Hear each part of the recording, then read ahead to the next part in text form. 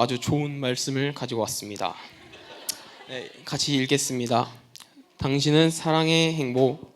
너희는 모든 악독과 노함과 분냄과 떠드는 것과 비방하는 것을 모든 악의와 함께 버리고 서로 친절하게 하며 불쌍히 여기는 서로 용납하기를 하나님이 그리스도 안에서 너희를 용서하심과 같이 하라.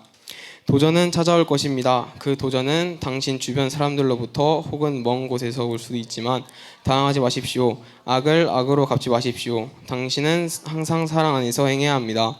주 예수님께서는 너희가 서로 사랑하면 이로써 모든 사람이 너희가 내 제자인 줄 알리라 말씀하셨습니다.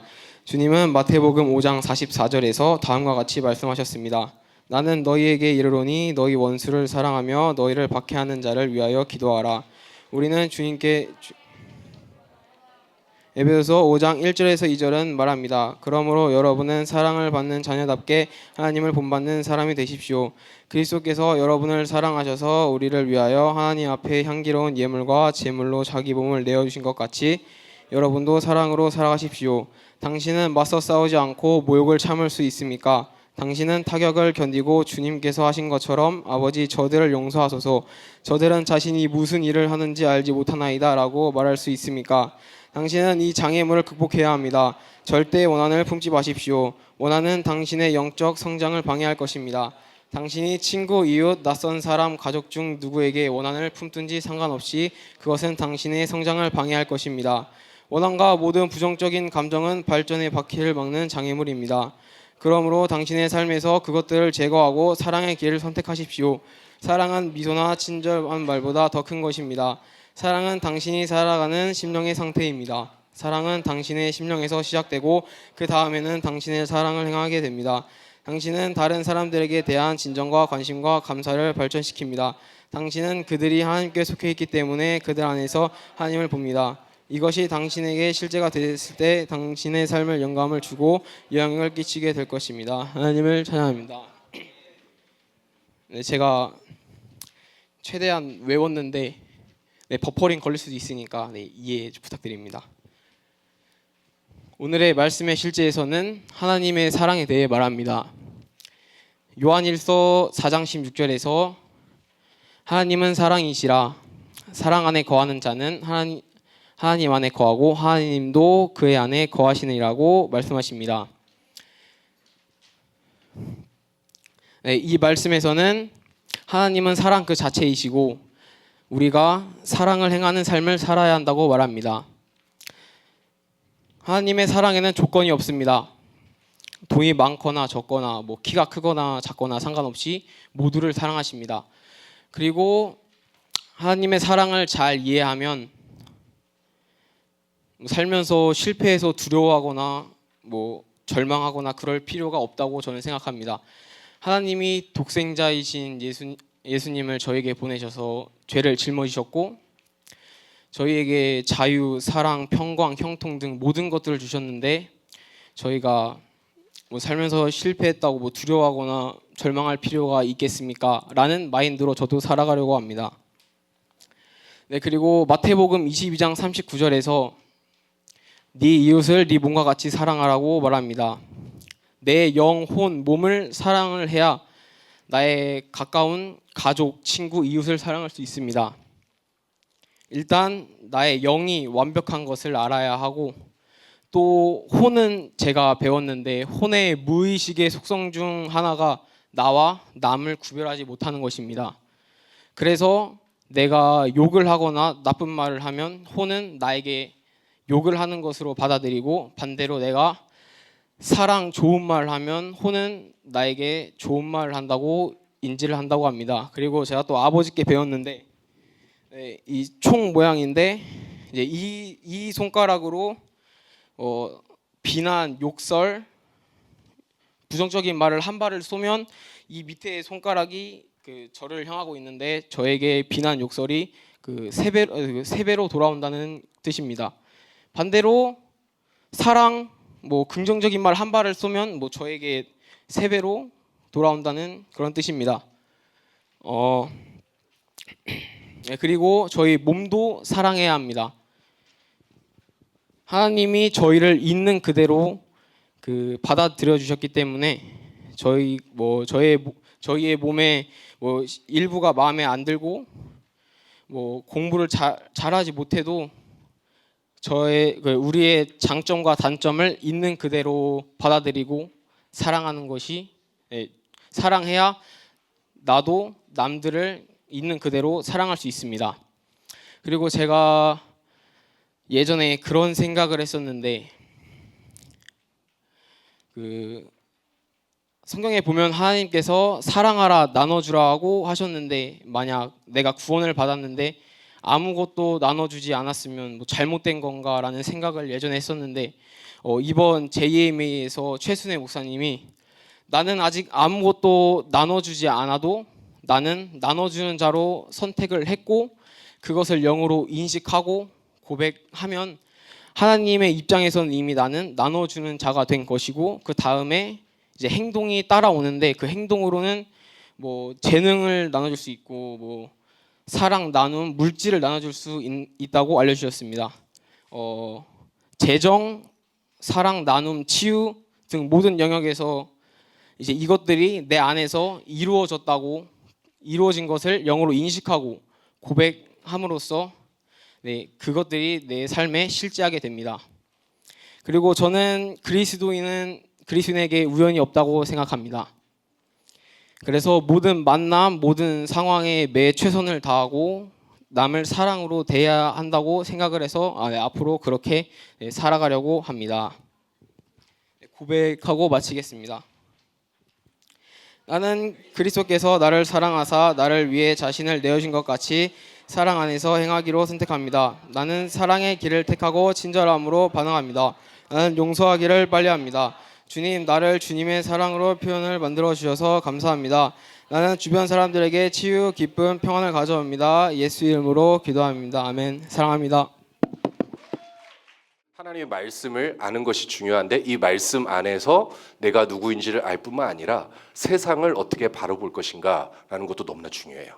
나를 알고 또 하나님의 관점으로 세상을 바라보는 것. 그래서 여러분이 눈을 좀 뜨게 하는 시간을 가지게 하려고 여러분에게 이 말씀을 좀 들려드리려고 합니다. 제가 인물 한 명을 좀 소개시켜 드리려고 하는데, 우리 사진 한번 보시면은 혹시 이분을 아시나요? 네, 역시 아네요. 미국의 초대 대통령.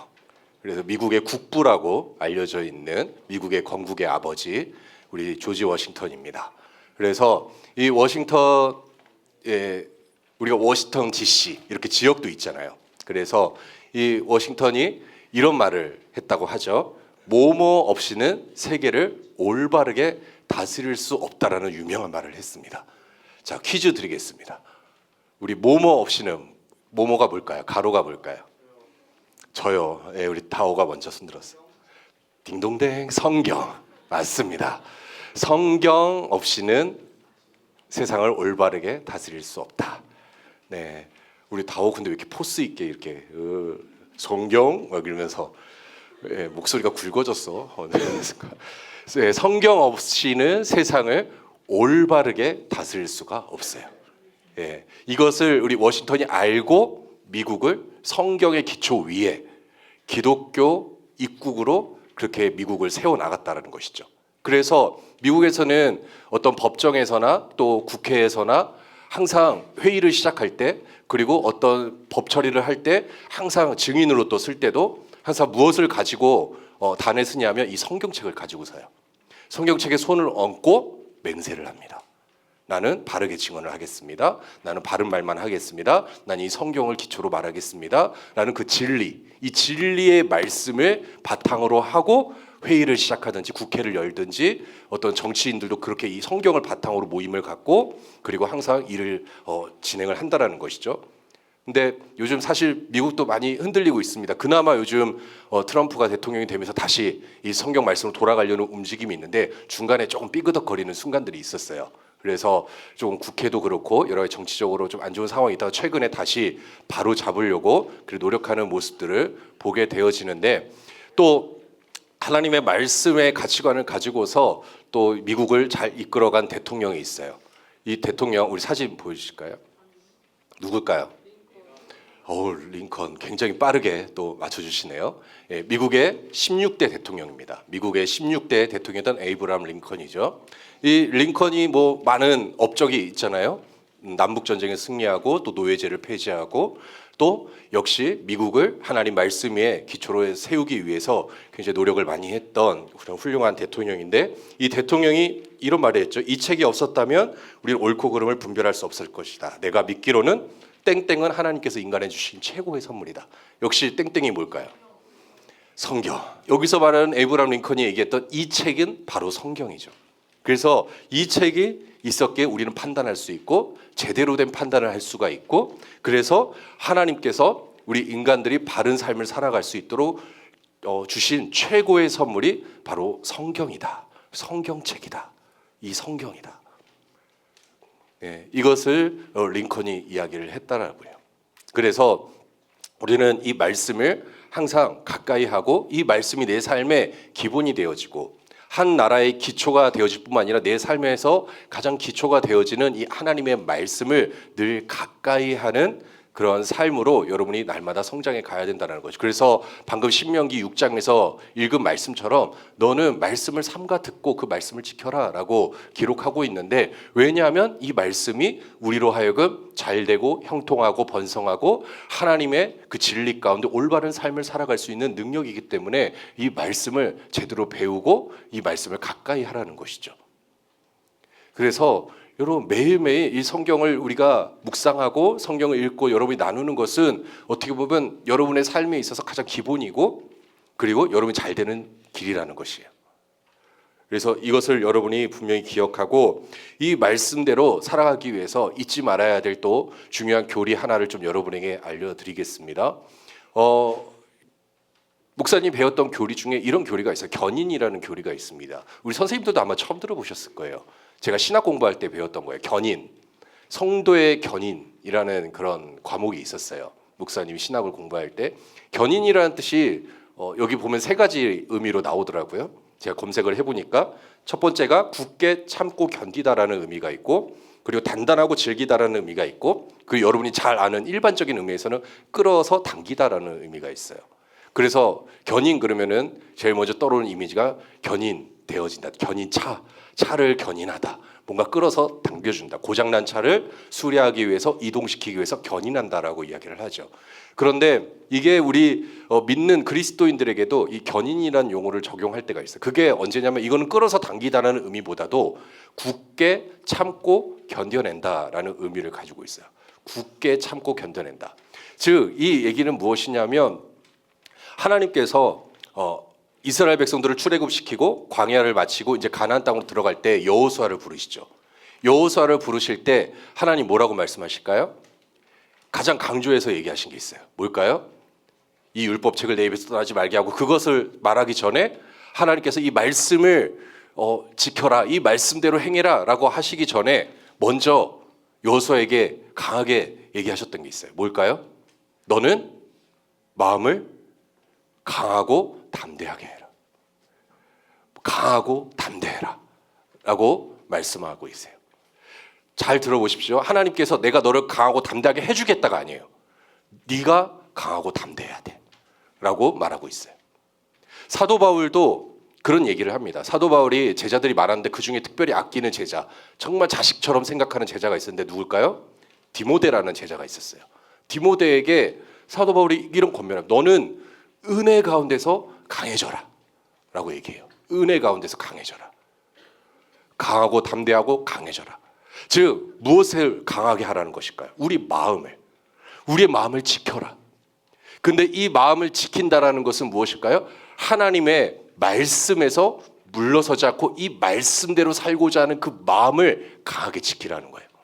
마음을 하나님의 말씀에서 떠나지 않게 하고, 이 말씀이 내 안에 있어서 이 말씀으로 내 마음이 움직여지고 이 말씀으로 인하여서 나의 마음이 날마다 새롭게 되어짐으로 말미암아 이 말씀대로 살 수 있는 그 능력이 바로 마음에서부터 있기 때문에 항상 강하고 담대할 것을 권면하는데, 이것이 바로 견인이라는 의미예요. 우리 그리스도인들에게 견인이라는 것 바로 그런 것입니다. 하나님 말씀에서 우리가 물러서지 않고 떠나지 않고 마음을 하나님의 말씀으로 강하게 하는 것, 단련시키고 훈련시키고 굳게 말씀에 뿌리를 내리고 성장하는 거. 그래서 앵커를 박는다고 그래요. 앵커가 뭡니까? 돛이에요. 말씀의 닻을 내리는 거예요. 우리에게 주신 그 소망을 우리가 지켜내기 위해서 하나님 말씀에 딱 뿌리를 박고 내가 절대로 흔들리지 않는 것. 그래서 말씀으로 견인한다는 뜻이 무엇인지 한번 보실래요? 우리 같이 한번 PPT 나온 거 읽어볼까요? 시작. 시험을 겪는 상황에서도 흔들리지 않고 끝까지 참아 견디는 것을 말합니다. 네, 끝까지. 하나님의 말씀이 변함없고 신실하고 하나님 말씀이 나를 움직여갈 수 있도록 내가 흔들리지 않는 삶을 살아갈 수 있다는 것이죠. 이것이 바로 그리스도인들의 그 믿음이고, 그리고 그 믿음에서 흔들리지 않는 삶의 그 원리인데, 이것을 물론 우리가 지키려고 하는 것도 있지만 우리가 신약 시대를 살아가면서 하나님께서 우리를 도와주시는 예수 그리스도의 영, 성령님을 보내주시고 말미암아 성령님이 또한 우리가 그렇게 행할 수 있도록 옆에서 돕는 자로 함께 하신다는 거예요. 그래서 성령님을 뭐라고 부르냐면 파라클레토스라고 하죠. 옆에서 도와주시는 분. 그러니까 성령님이 다 해주시는 거 아닙니다. 우리가 할 수 있도록 도와주시는 분이 성령님이세요. 그래서 성령님이 우리를 인도해 가시고 우리의 마음을 날마다 새롭게 할 수 있도록, 말씀대로 살아갈 수 있도록, 또 성령님이 우리와 함께 동행하시고 말미암아 우리가 끝까지 정말 이 땅에 지금 많은 유혹과 우리를 넘어뜨리려 하는 많은 시험거리가 있다고 할지라도 우리가 흔들리지 않을 수 있도록 성령님이 옆에서 도와주시는 거예요. 그런데 중요한 것은 우리가 말씀에 딱 앵커를 박아야 돼. 닻을 내려야 돼.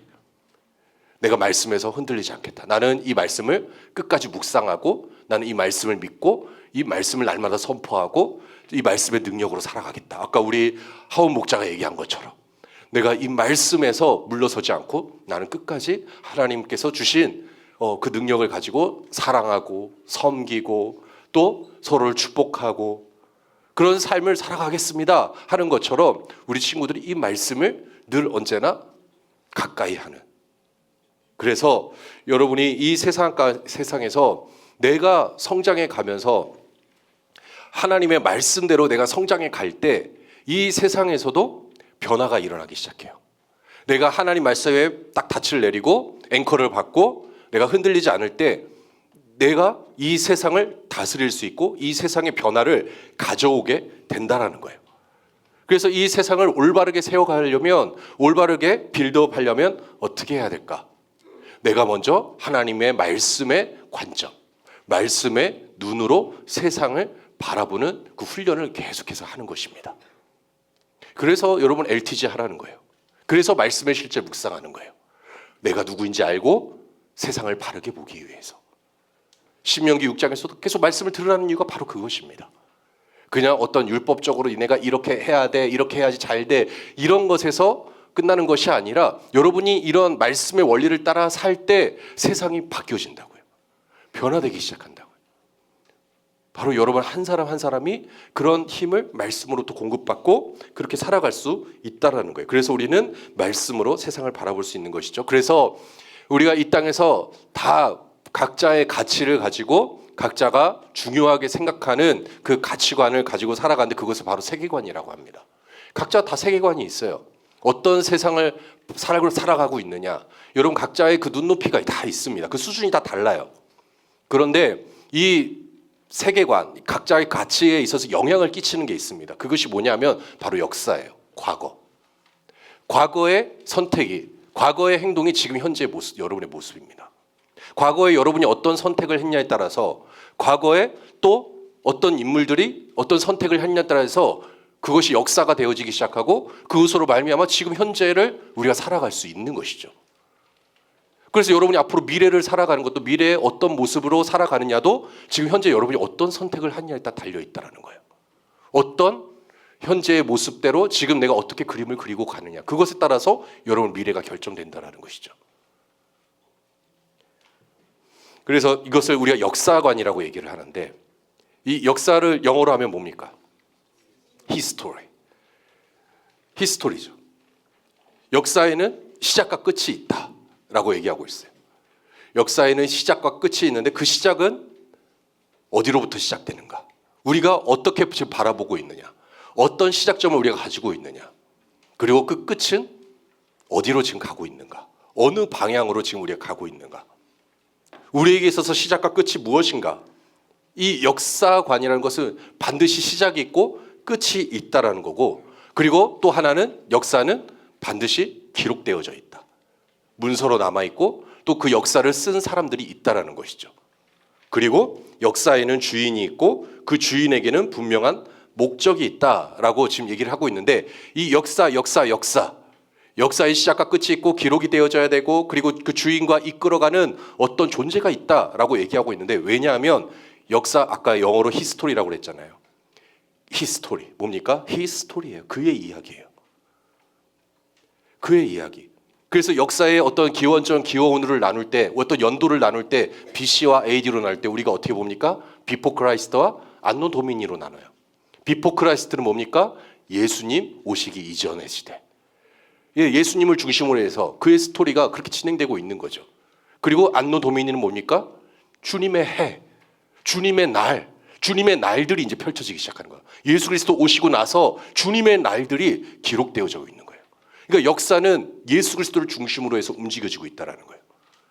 그의 스토리예요. 그래서 그것으로 말미암아 안노 도미니, 우리는 주님의 날을 지금 살아가고 있다는 것이죠.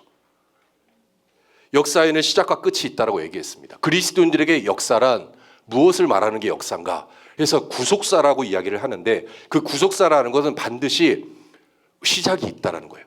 창조가 있다는 거예요. 그리스도인들에게 시작은 바로 하나님의 창조입니다.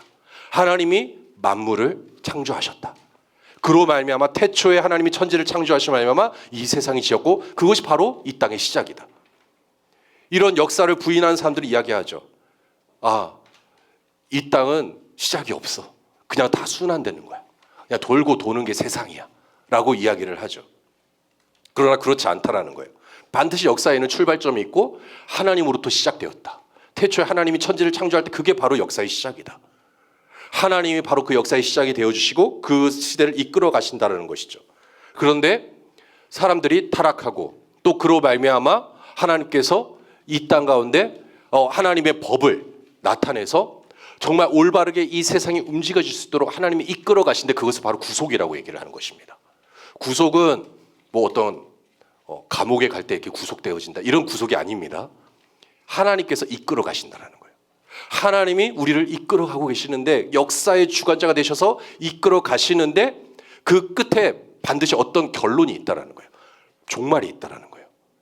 역사의 끝이 있고 그 종말은 예수님이 다시 오시는 날이 끝입니다. 예수님께서 이 세상의 종말, 다시 오시는 그날 심판이 있고 구원이 있다라고 분명히 말씀하고 있어요. 그래서 이 끝이 분명히 있고 역사의 모든 기본의 흐름은 바로 이 하나님의 말씀에 다 기록되어져 있다라는 것이죠. 역사의 시작과 끝이 다 이미 성경에 다 나와 있어요. 그래서 성경은 그분의 이야기를 다 담고 있고, 그것뿐만 아니라 하나님께서 어떻게 이 땅을 창조하시고 끌어가시는가에 대해서 기록하고 있어요. 그래서 성경의 이 막대한 분량을 몇 명이 기록을 했을까요? 성경을 몇 명이 기록했을까? 40명. 40명의 기록자가 있고, 또 10가지 기록 수단을 가지고, 또 언어가 3개의 언어로 기록되어져 있어요. 히브리어, 아람어, 그리스어. 이 3가지 언어로 성경이 기록되어져 1600년의 기록 기간이 있고, 총 성경은 66권, 그리고 1189장으로 되어 있어요. 그래서 이 성경에는 1551개의 지명과 2930명의 인물을 다루고 있는데, 왜 그렇게 막대하게 이런 많은 지역과 또 많은 사람들을 다뤄가면서 이 성경에 다 기록을 했느냐? 그것은 바로 성경이 그냥 하나님에 대해서만 이야기할 뿐만 아니라 하나님께서 우리 인간에게 보여주신 정말 믿는 자의 그 삶의 원리, 우리가 하나님 말씀대로 산다는 것이 무엇인지, 그 삶의 기본적인 그 원리들을 성경에서 다 제공해주고 있는 거예요. 우리가 성경을 읽는 것은 그냥 우리가 뭐 또 지식을 많이 쌓아나가고 어떤 정보를 많이 얻기 위해서라기보다, 우리의 삶이 하나님께서 어떻게 지어주시고 어떻게 인도함을 받아야 될지에 대해서 우리에게 보여주고 있는 지침서죠. 그래서 이 성경은, 모든 성경은 하나님의 감동으로 된 것이로 사람을 올바르게 하고 온전하게 하고, 그래서 이것을 통해서 우리가 훈계를 받게 하고 권면을 받기도 하고 가르침을 받으면서 성장할 수 있다라고 말하고 있어요. 모든 성경이 바로 우리의 삶을 다루고 있다는 거예요. 여기서 말하는 우리의 삶은 무엇일까요? 모든 분야입니다. 여러분 삶에 있어서 모든 분야를 다루고 있는 거예요. 뭐 정치, 경제, 교육, 미디어, 문화, 모든 분야에 있어서 이 성경을 빼놓지 않고 우리에게 말씀하고 있어요. 우리 삶의 모든 구석구석을 우리에게 증거하고 있다는 거죠. 그 중에 가장 기본이 되는 말씀이 창세기 1장부터 11장에 있는 말씀입니다. 창세기 1장 1절에 제일 먼저 나오는 구절이 뭡니까? 1장 1절에 제일 먼저 나오는 구절이 뭡니까? 네? 어려운가요? 태초에 하늘과 땅을 천지를 누가 맞아? 하늘과 땅을 맞아, 천지가 맞아. 둘 다 맞죠. 네. 태초에 하나님이 천지를 창조하셨다. 하나님께서 이 천지를 창조하시는 그 말씀부터 시작이 되어지고, 그리고 우리가 첫째 날부터 여섯째 날까지 계속해서 창조가 이루어지는 그 과정을 보게 되는 거지. 하나님의 말씀으로 창조하시고 또 인간을 만드시고, 그리고 인간들이 이 에덴 동산, 이 세상을 다스리게 하시고 생육하고 번성하고 충만하고 정복하고 다스리는 삶을 살아갈 수 있도록 하나님의 형상대로 인간들을 지으셨다는 거죠. 그런데 인간들이 잘 아는 것처럼 아담과 하와, 선악과를 따먹으로 말미암아서 그들이 범죄하기 시작하고 그들이 타락하고 결국 에덴 동산에서 쫓겨나서 또 그들이 그럼에도 불구하고 하나님께서 그들을 사랑하셔서, 우리 인간들을 사랑하셔서 또 이 땅을 살아갈 수 있도록 하나님께서 또 다른 약속을 또 하시는 거죠. 그것이 바로 또 이 땅에 죄악이 관영하고 사람들이 또 살인도 저지르고 그렇게 타락했음에도 불구하고 하나님께서 또 다른 약속을 우리가 해주신데, 그것이 바로 노아의 방주입니다. 이 노아의 방주를 통해서 하나님이 새 언약을 세우시고, 내가 다시는 너희들을 저주하거나 또 멸망하지 않겠다라고 약속하시면서 노아를 통해서 또 다른 세대를 일으켜 가시는 것을 또 보여주시죠. 이것이 바로 노아의 홍수 사건이고, 그것에 인해서 새로운 인류가 세워지는데, 그럼에도 불구하고 인간들이 또 타락하고 또 악함을 저지르고 또 각자 자기 소견대로, 그리고 자기들이 높아지려고, 그래서 사람들이 바벨탑을 세워서 우리가 흩어짐을 면하자, 우리가 더 높은 탑을 쌓아 올려서 우리가 신의 경지에 좀 이르러 보자 라고 하면서 바벨탑을 쌓는 거죠. 그럴 때 하나님께서 다시 그 바벨탑을 무너뜨리고 그 모였던 사람들을 온 지면에 다 흩어버리심을 알미암아 그 언어들을 혼잡하게 만드셔서 다양한 언어들이 생겨나기 시작한 거죠. 그런데 이 모든 과정이 1장부터 11장에 다 나와 있어요. 여러분 보시면은 이 1장부터 11장의 그 과정을 여러분이 기본적으로 쭉 읽어보십시오. 여기에서 기본이에요. 이 삶의 원리가 여기서부터 시작이 돼요. 하나님의 구속사, 아까 하나님이 이끌어 가시는 역사가 바로 하나님의 구속사라고 얘기하고 있는데 1장부터 11장이 기본입니다. 그리고 성경을 두 군데로 나눈다고 하면 창세기 1장부터 11장이고 그 다음 창세기 12장부터 요한계시록까지예요.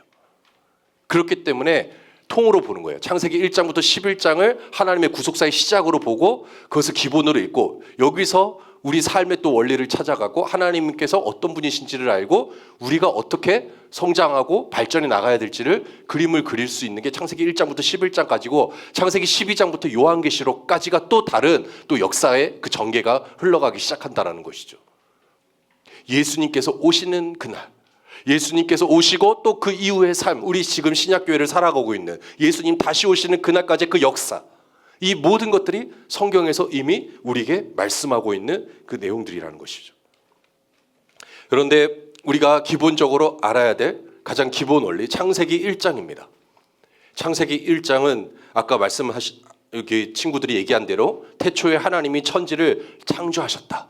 그런데 요한복음에도 동일한 말씀이 나오고 있어요. 요한복음 1장 1절부터 5절 말씀에 태초에 말씀이 계시니라, 이 말씀이 하나님과 함께 계셨고 이 말씀이 곧 하나님이시다. 그러니까 곧 이 땅의 시작이 곧 하나님이시라는 거예요. 그분이 우리로 말미암아 이 땅을 살아갈 수 있도록 그분이 태초가 되셨고 우리의 시작점이 되셨고 역사의 시작이 되어 주셔서 우리와 영원토록 함께 하고 계신다라는 것을 요한복음 1장에서부터 지금 우리에게 증거하고 있는 거죠. 그래서 하나님께서 예수 그리스도께서 또 하나님과 함께 계셨고 만물이 그로 말미암아 지은 바 되었다라고 기록하고 있어요.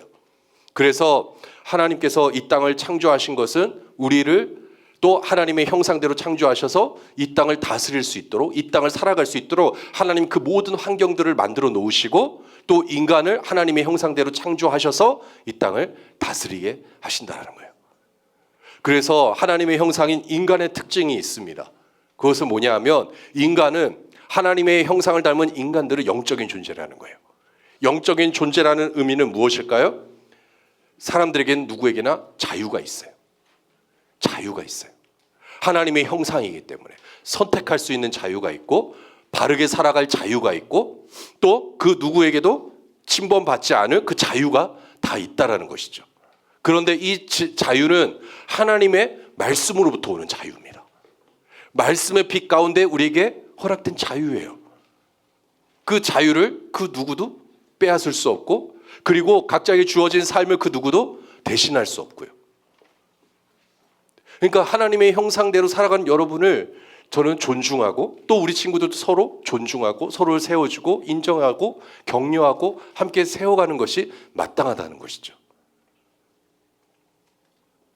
저렇게 졸고 있어도 존중합니다. 너무 하나님의 형상이에요. 저분이 선택하신 거죠. 나는 오늘 말씀을 안 듣고 졸겠다. 선택이에요. 어젯밤에 나는 밤늦게까지 게임을 하고 나는 내일 주일날 졸 거야. 아니죠. 그런 선택을 한 건 아니죠. 자기 의지가 아니겠죠. 나는 말씀을 선택하고 나는 오늘 이 예배를 함께 우리가 함께 드리는 이 예배를 귀중하게 여기고 나는 일찍 와서 준비하고 말씀을 듣게 이렇게 앞자리에 보민이처럼 나와서 딱 가운데 앉아서 잘 들을 거야. 이것도 우리 보민이의 선택이에요. 누가 억지로 시켰어요? 여기 앉으라고? 절대 아니잖아. 선택이에요. 존중합니다. 너무나 귀한 선택이고 저렇게 졸더라도 괜찮아요. 어젯밤에 도대체 뭘 했는지 모르겠어. 여러분이 그 자리에서 선택한 것들에 대한 대가는 분명히 주어지겠죠. 하나님의 말씀을 들을 것인가? 내가 이 시간을 그냥 낭비할 것인가? 이거는 결코 누가 억지로 해서 되어질 것이 아니라는 거죠. 그래서 하나님은 창세기 1장 27절에서 하나님이 자기 형상, 하나님의 형상대로 사람을 창조하시고 남자와 여자를 창조하셨다라고 말씀하고 있어요. 우리는 하나님의 형상으로서 서로를 세워주고 존귀하게 여기는 것이 마땅합니다. 그래서 하나님이 좋다라고 선택하신 것을, 좋다라고 바라보신 것을 우리는 그것을 부정해서는 안 돼요. 남자와 여자를 만드셨습니다. 이것을 우리는 부정할 수는 없어요. 이것을 부인하는 것은 잘못된 선택이죠. 하나님 말씀 안에서의 자유가 아닙니다. 그거는 말씀을 떠난 자유입니다. 하나님의 말씀 안에서 우리는 바르게 볼 수 있어야 돼요. 남자와 여자를 창조하시고 하나님께서 우리를 창조하셨다라는 그 가치를 여러분이 알고 누리는 것.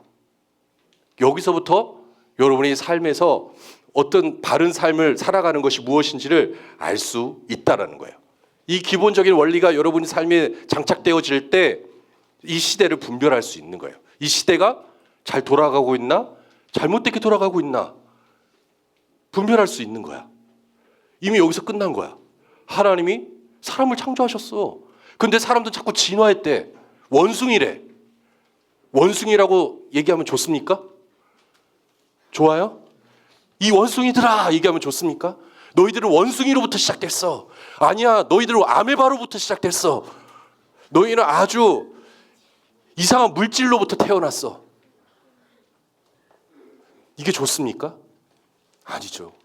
이것을 믿는 사람들 어리석은 거죠. 이것을 배우고 있는 게 어리석은 거죠. 이게 맞다라고 생각하는 것 자체가. 우리가 고귀한 존재로, 우리가 가치 있는 존재로 세움을 받을 수 있고 우리가 바른 삶을 살아갈 수 있는 원동력은 바로 말씀이에요. 하나님이 창조하셨고 하나님의 형상대로 창조하셨고 그래서 남자와 여자가 되었고, 여러분은 이미 어머니의 태에서부터 하나님께서 존귀한 존재로 지으셨다는 거, 이미 하나님의 계획 가운데 존재하고 있다는 거, 이것을 여러분이 확실히 안다면 세상을 분별할 수 있어요. 아, 이 세상이 바르게 가고 있는가, 잘못되게 가고 있는가, 이것을 알 수 있는 게 결국 이 하나님 말씀이라는 것이죠.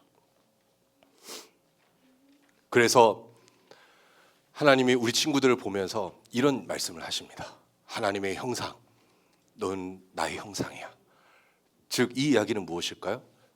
넌 작품이야. 최고의 작품이야. 이 땅을 너희들이 다스릴 수 있는 영적인 존재고, 갑자기 보여졌죠? 네, 최고의 작품이야. 저렇게 약간 쟤 왜 저래? 이런 눈빛으로 쳐다보더라도 너무 예쁘잖아요. 고귀한 존재들이야. 보시기에 좋았더라. 서로 사랑스러운 눈빛으로 바라봐 주는 거예요. 사랑스럽게. 너무 사랑스러워. 그래. 나도 사랑스러워 하면서. 자, 우리 다오만 저렇게 하면 창피하니까 우리 친구들도 이렇게 하세요. 웃으면서 이렇게 꽃받침도 하고 이렇게. 난 너무 사랑스러워. 창피한가요? 네, 약간 창피하겠죠. 서로 얼굴을 보시면서 얘기해 주세요. 하나님이 보시기에 좋았더라. 너는 보시기에 좋은 존재야. 하나님 보시기에 좋은 존재야. 너무 귀한 존재인 거야. 그래서 우리는 이 하나님 말씀대로 서로를 볼 수 있어야 돼요. 너무 귀하게 창조되었다. 이런 말씀에서 우리는 절대 물러서지 않고 이 말씀을 우리가 기억하면서 서로를 축복하고 서로에 대해서 바른 이야기 해주고, 아까 하은이가 좋은 아이디어 줬잖아. 쌍무촉을 날리세요. 사랑의 쌍무촉. 축복해 하면서. 그리고 하나님의 은혜 가운데 여러분이 강하여지고 담대하여지고 어디를 가든지 꿀리지 않고 하나님의 말씀을 믿고 그 믿음으로 살아가는 것이죠. 마지막으로 제가 말씀 하나 읽어드리고 마치겠습니다. 예레미야 31장 31절의 말씀이에요. 이런 말씀이 있어요. 예레미야 31장 31절에 여호와의 말이다. 내가 이스라엘의 집과 유다의 집과 새 언약을 맺을 날들이 오고 있다. 이 언약은 그들의 조상들의 손을 붙잡고 이집트 땅에서 나오게 하던 날, 내가 그들의 조상과 맺은 언약과는 같지 않다. 내가 그들의 남편이었음에도 그들은 내 언약을 깨뜨렸다. 여호와의 말이다. 그러니까 하나님께서 언약을 세우셨는데 그 언약을 사람들이 깨뜨렸어요. 마치 바벨론처럼, 바벨탑 사건처럼. 바벨탑 사건에서 사람들이 그렇게 하나님이 존재하시고 하나님 살아계시고 하나님께 구원하셨음에도 불구하고 사람들이 각자의 소견대로 높아지고 교만해져서 하나님이 떠나려고 하는 거야. 그래서 하나님이 바벨탑을 무너뜨리신 거지. 그 사람들 흩으신 거지. 그런데 그들이 이 모든 언약을 깨뜨렸다. 하나님이 나의 하나님 되심을 고백하지 않고 하나님 우리 하나님이라는 사실을 잊어버리고 각자의 삶을 살아갔다라는 것이죠. 그래서 내 언약을 깨뜨렸다. 여호와의 말이다. 여호와의 말이다. 이것이 내가 그날들 후에 이스라엘의 집과 맺을 언약이다. 새 언약을 주세요. 하나님께서 새롭게 하십니다. 하나님이 우리가 새롭게 하지 못한 것들 하나님이 새롭게 해주시는데 그 새로운 언약의 내용이 무엇이냐? 내가 이 새 언약을, 내 율법을 그들의 생각 속에 주고 그들의 마음에 기록할 것이다 라고 말씀하고 있어요. 내가 그들의 생각 가운데 내 말씀을 넣어주고 그리고 그들의 마음에 말씀을 기록할 것이다. 이것을 사도 바울은 또 뭐라고까지 얘기하냐면 너희는 하나님의 편지야라고 얘기해요. 그리스도의 편지야. 너희 안에 이 말씀이 기록되어져 있어. 너희 안에 이 말씀이 있어. 그러니까 우리가 이 말씀을 먹는 것은 우리 안에 있는 말씀을 보는 거예요. 우리 거울을 보는 거야. 우리 안에 있는 말씀, 이 기록된 말씀을 우리가 알고 우리 안에 있는 말씀들을 끄집어내어서 확인하는 거죠. 그래서 이 마음에 있는 말씀, 그것이 기록되어진 그 말씀인데 그리하여 나는 그들의 하나님이 되고 그들은 내 백성이 될 것이다. 그래서 하나님과 관계가 계속해서 유지되어지는 거예요. 이 말씀에서 우리가 하나님과의 관계가 유지가 되어지고 결국 34절에 이렇게 결론이 나옵니다. 그들은 각자 자기 이웃에게 또는 자기 형제에게 더 이상 여호와를 하고 말하지 않을 것이다. 왜냐하면 이는 가장 작은 사람부터 가장 큰 사람들까지 그들 모두가 나를 알 것이기 때문이다. 그러니까 어린아이들부터 나이가 어리든 나이가 많든 모든 사람들이 하나님을 알게 된다는 거예요. 이거 부인할 수 없다는 거예요. 하나님을 부인할 수 없다. 내가 그들의 죄를 용서하고 그들의 죄를 더 이상 기억하지 않을 것이다. 이것이 여호와의 말이다. 하나님 말씀은 그거예요. 너희들의 죄를 더 이상 기억하지 않을게. 너희들의 범죄함을 더 이상 이제 묻지 않을게. 이것이 예수 그리스도께서 이 땅에 오셔서 행하신 일이에요. 내가 너희들의 죄를 잊어버릴 거야. 너희들이 내게 돌아오면 너희가 내 말씀을 기억한다면 그것을 너희들이 알게 된다는 거예요. 근데 말씀을 떠나면 그거 몰라요. 말씀을 들여다보지 않으면 그걸 깨닫지 못해요. 여전히 막 죄책감에 사로잡혀. 맨날 우울증 걸려. 나 우울해요 이런 말만 해. 저는 죄인이에요 이런 말만 해. 그런데 말씀을 알고 내 말 속에 내가 누구인지 알면 나의 하나님은 죄를 잊어버리신 분이죠. 하나님은 나를 보시기에 좋았다라고 말씀하시고 나를 하나님 말씀으로 인도하시고 바른 길로 갈 수 있도록 인도하시는 나의 하나님이 되심을 보여주신다는 거예요. 말씀이, 이 성경이. 그래서 여러분이 지금 이 성경을 읽는 것은 여러분 안에 있는 마음에 기록된 것을 다시 들여다보는 것입니다. 그걸 끄집어내는 거예요. 활용할 수 있도록, 나타낼 수 있도록. 그래서 이 말씀을 여러분이 잘 장착해서 하나님의 그 형상, 여러분 한 사람 한 사람이 얼마나 고귀한 존재인지를 알고 이 말씀대로 살아갈 수 있는 힘을 여러분이 갖고 더 담대하게, 강하고 담대하게 살아가시길 바라고요. 그렇게 믿음으로 바라보십시오. 저를 따라하겠습니다. 나는 하나님의 형상입니다. 나는 새로운 피조물입니다. 나는 하나님의 자녀입니다. 내 안에 하나님의 말씀이 있습니다. 나는 말씀대로 살 수 있습니다.